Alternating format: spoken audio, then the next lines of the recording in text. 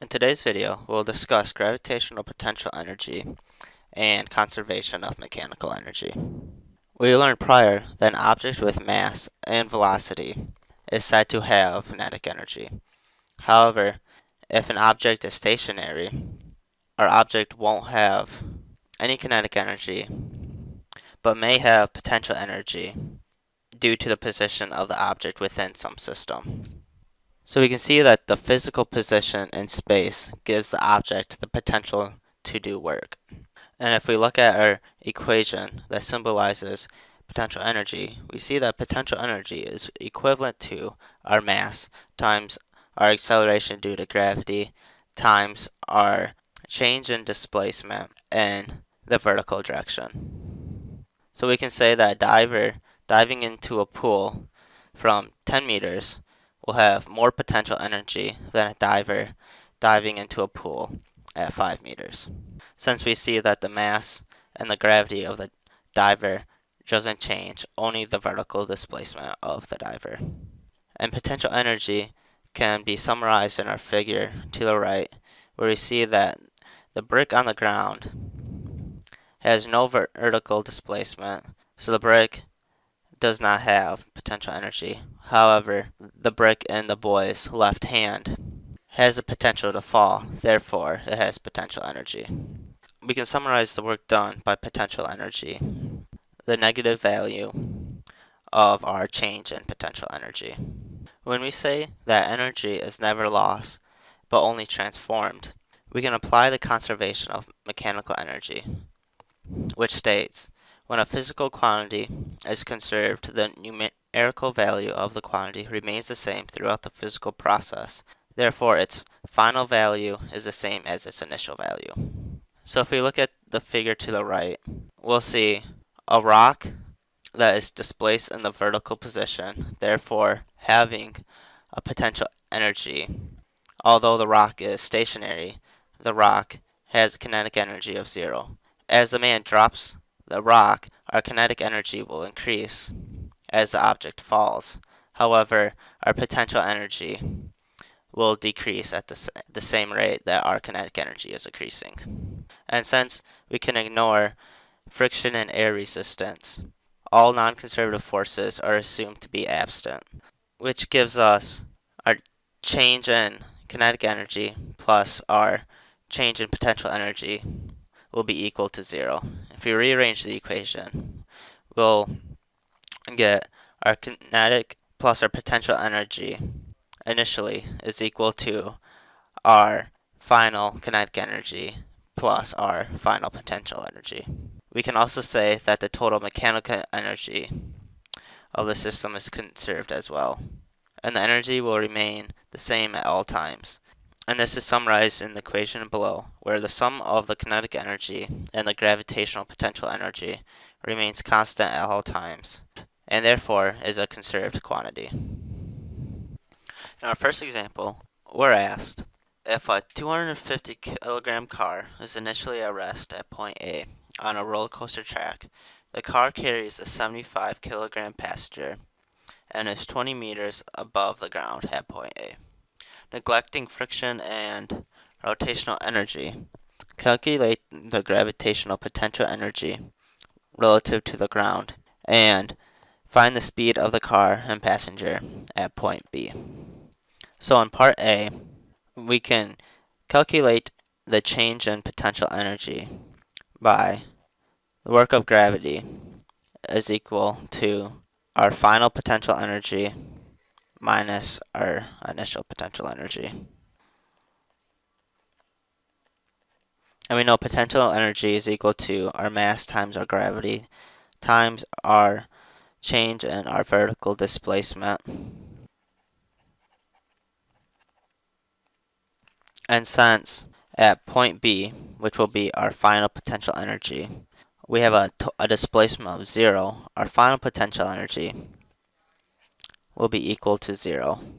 And our mass will be the mass of the roller coaster plus the mass of the person times our acceleration due to gravity and our displacement in the vertical direction of 20 meters.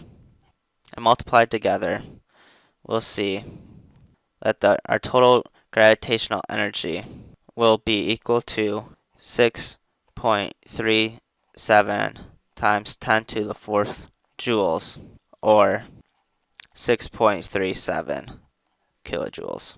And in part B, we're asked to calculate the speed of the car and passenger at point B. So we can apply our conservation of mechanical energy.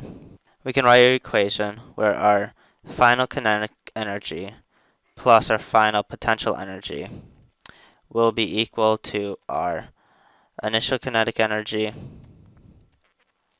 plus our initial potential energy.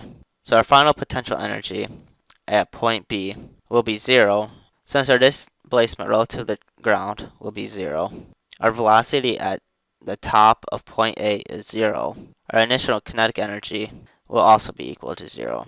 So if we expand our equation, we'll have 1/2 times the mass times our velocity squared of our final kinetic energy will be equal to our initial potential energy of our mass times our gravity times our change in our vertical displacement. And since we're trying to solve for our final velocity, we can get our final velocity by itself. We'll get 2 mg times our change in our vertical displacement divided by we'll be able to find our final velocity. If we simplify this equation more, we see that our masses will cancel out, and if we take the square root of both sides, we'll get a final equation of 2 times gravity times our change in our vertical displacement taken to the square root will give us our final velocity. So if we plug in the values we're given, 2 times our acceleration due to gravity times our vertical displacement of 20 meters taken to the square root. And when we calculate this out, we'll see that our final velocity is equivalent to 19.8 meters per second. In our second example, we're asked, a diver of mass drops from a board 10 meters above the water surface. If we neglect air resistance and use conservation of mechanical energy to find his speed 5 meters above the water surface. So in part A, if we summarize the information we're given, the mass of the diver is unknown. His initial vertical displacement relative to Earth is 10 meters, and we're asked to find his final speed when he's 5 meters above the water. So using conservation of mechanical energy, we'll have our final kinetic energy plus our final potential energy will be equal to our initial kinetic energy plus our initial potential energy. And since the diver has a velocity of 0 initially, our initial kinetic energy will be equal to 0. And so we see that our kinetic energy is equal to 1/2 times our mass times our velocity squared plus our potential energy of our mass times gravity times our change in displacement is equal to our kinetic energy, which is equal to 0, plus our initial potential energy of our mass times our gravity times our change in our vertical displacement. Since we're trying to solve for velocity, we can get our final velocity by itself if we times both sides by 2 and subtract our final potential energy from both sides. We'll get mg delta y minus mg delta y final times 2 divided by will give our final velocity by itself. Our masses will cancel out, and if we take the square root of our final velocity, we'll get a final equation of 2 times g times our change in our initial vertical displacement minus our final vertical displacement taken to the square root. We can plug in our values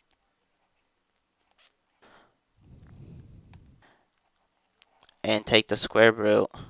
We'll see that our final velocity is equal to 9.90 meters per second. In part B, we're asked to find his speed as he hits the water.